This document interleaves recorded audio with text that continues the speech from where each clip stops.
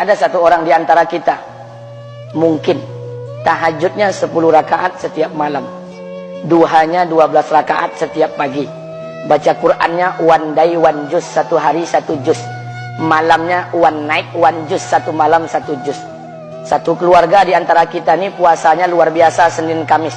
Satu keluarga berpuasa Senin Kamis. Tak cukup puasa Senin Kamis, dia puasa Nabi Daud.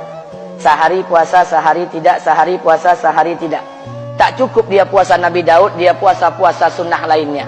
Istrinya nutup aurat dengan sempurna, pakai nikob, pakai cadar, pakai purda, pakai manset, pakai kos kaki. Suaminya 5 waktu ke masjid tak tertinggal takbiratul ula. Anak-anaknya di pondok pesantren hafiz dan hafizah. Tiap pagi berinfak, tak pernah menggunjing orang. Quran terjaga, aurat terjaga, tahajud terjaga, 5 waktu terjaga, duha terjaga, Quran terjaga, puasa terjaga. Sempurna satu keluarga amalnya. Tapi sudah 8 tahun dia tak tengok ayah ibunya. Sudah bertahun-tahun dia tak nyapa kedua orang tuanya. Sudah bertahun-tahun dia tak berhubungan baik dengan ayah ibunya. Sudah berminggu-minggu dia berkelahi dengan ayah ibunya. Sudah berhari-hari dia bermusuhan dengan kedua orang tuanya. Maka anak seperti ini, seluruh amal yang mereka kerjakan tertolak di sisi Allah Subhanahu wa taala, tidak akan diterima Allah. Sebaliknya, kalau ada di antara kita hari ini yang pandai melayani ayah ibunya, tidak ada uang ayah ibu dia kasih uang, tak ada rumah ayah ibu dia buatkan rumah, sakit ayah ibu dia bawa ke rumah sakit, dirawat ayah ibunya dia jaga, kotoran ayah ibunya dia bersihkan pakai tangannya sendiri. Ada di antara kita hari ini yang membersihkan kotoran ayah ibunya lebih dia nikmati daripada makanan yang ia sukai. Begitu luar biasanya dia melayani ayah ibunya. Tapi dia tinggalkan sholat, dia injak-injak perintah Allah, dia tinggalkan perintah Allah dengan mutlak.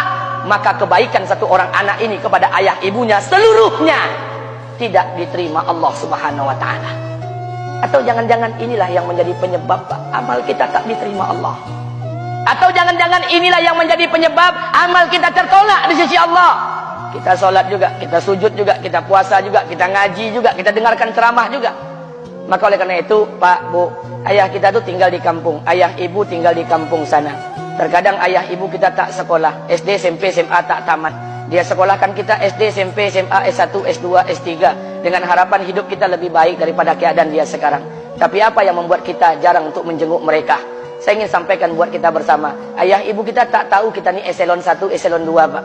Ayah ibu kita tak tahu pangkat PNS kita 3A, 3B, 3C, 3D, 4A, 4B, 4C, 4D. Ayah ibu kita tak tahu kita ni public figure. Ayah ibu kita tak tahu dan tak mau tahu. Yang dia tahu kita ni anaknya. Ayah ibu kita tak tahu kita punya sawit berapa. Ayah ibu kita tak butuh mobil kita. Dia tak butuh rumah kita. Tapi yang dia butuhkan kita. Apa yang membuat kita jarang untuk menjenguk mereka? Tahun 2016 di Masjid Damai Langgeng, saya diundang ceramah di sana. Habis pulang ceramah, saya baca WA SMS. Ada seorang ustadz Pekanbaru kirimkan WA dengan saya. Saya baca 2 kali, air mata saya menetes. Kenapa? Karena WA itu berisi cerita satu orang ibu sedang menelpon anaknya. Ibunya nelpon anaknya. Assalamualaikum nak. Waalaikumsalam, kata anaknya. Kata ibunya, nak, sudah 1 bulan kau tak tengok ibu. Apa yang membuat engkau berhalangan, nak? Apakah kau sibuk dengan pekerjaanmu? Minggu yang kedua ibunya telepon lagi. Assalamualaikum nak, kata anaknya. Waalaikumsalam. Kata ibunya, nak, ibu dapat kabar apa engkau baru beli mobil baru. Apa betul nak? Kata anaknya, betul bu. Kata ibunya, alhamdulillah nak, ibu bangga kau pandai menyenangkan hati anak istrimu. Minggu yang ketiga ibunya telepon lagi. Assalamualaikum nak, kata anaknya. Waalaikumsalam. Kata ibunya, nak, ibu dapat kabar bahwa engkau baru beli rumah baru. Apa betul nak? Kata anaknya, betul bu. Kata ibunya, alhamdulillah nak, ibu senang kau bertanggung jawab dengan anak istrimu. Minggu yang keempat ibunya telepon lagi. Assalamualaikum nak. Waalaikumsalam. Kata ibunya, nak, tadi ibu pergi ke pasar, ibu jumpa temanmu di pasar. Kata temanmu di pasar, temanmu banyak bercerita tentang kamu. Kata temanmu tadi, kamu baru beli anak anjing seharga 40 juta dari negeri Belanda. Apa betul nak? Kata anaknya, betul. Kata ibunya, nak, dengarkan pesan ibu untuk terakhir kalinya. Apa pesan ibunya?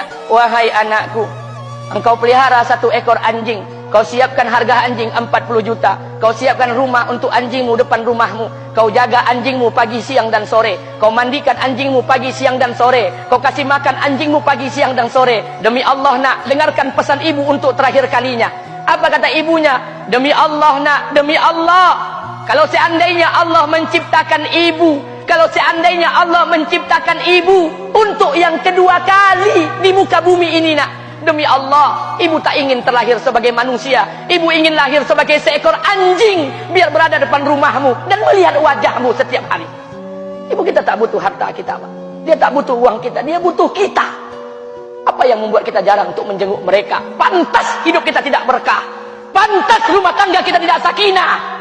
Karena hubungan dengan ayah ibu kita rusak selama ini. Masih ada kesempatan, masih. Yang jauh telepon, yang dekat kunjungi mereka. Demi Allah, kita butuh keberkahan doa mereka. Yang sudah meninggal, ziarahi kuburnya dan doakan mereka. Imam As-Syafi'i berkata, apa kata Imam As-Syafi'i? Manusia zalim, manusia bodoh, kalian tak tahu apabila ayah dan ibu kalian mengangkat tangan di malam hari, dia berdoa kepada Allah untuk anaknya. Doanya cuma sekali, malamnya cuma sekali, hanya sekali saja doanya. Apa kata Imam Syafi'i? Sekali doa ayah dan ibu kalian sudah cukup bagi Allah untuk menjadikan kalian anaknya berkah dunia akhirat. Hari ini berapa banyak doa ayah dan ibu kita, tapi tidak ada keberkahan buat anak mereka. Kenapa? Hati mereka tersakiti. Maka pulang, Pak, cari mak bapak kita. Kita punya rumah hari ini, Bu. Kita punya rumah, punya harta, punya uang, punya pekerjaan, punya kekayaan, punya sawit. Kita jadi orang hari ini jadi pegawai, bukan kena sarjana kita, Pak. Kita jadi orang hari ini bukan kena otak kita. Kita jadi orang hari ini bukan kena kepintaran kita. Kita jadi orang hari ini jangan-jangan kena keberkahan doa ayah dan ibu kita yang tak pandai tulis baca di kampung sana. Cari mak bapak kita, Pak. Demi Allah, kita butuh keberkahan doa mereka. Apa guna di kehidupan dunia sementara Allah tidak ridho dengan kehidupan kita? Pantas amal kita tertolak di sisi Allah. Maka pulang ke rumah cari mak dan bapak kita yang masih hidup, duduk bersama mereka. Kalau seandainya kita tak bisa membahagiakan mereka, jangan pernah menyusahkan mereka. Kalau seandainya kita tak bisa membuat mereka tertawa, jangan pernah membuat mereka menangis. Demi Allah, kita hanya punya satu ayah kandung. Kita hanya punya satu ibu kandung. Tidak akan ada ayah kandung yang kedua. Tidak akan ada ibu kandung yang kedua. Harta kita cuma satu. Ayah kita cuma satu. Ibu kita cuma satu. Tidak akan ada ayah kandung yang kedua. Tidak akan ada ibu kandung yang kedua. Pangkat jabatan bisa dicari. Harta bisa diraih. Kesempatan membahagiakan ayah dan ibu kita hanya sekali di kehidupan dunia ini, Pak. Pulanglah. Ketika mereka memanggil, tinggalkan istri, tinggalkan pekerjaan, tinggalkan semua proyek kita. Demi Allah, datangi mereka. Kata Nabi, sesaat kalian duduk bersama ayah dan ibu kalian akan mendatangkan keberkahan. Kenapa kalian tidak duduk bersama mereka?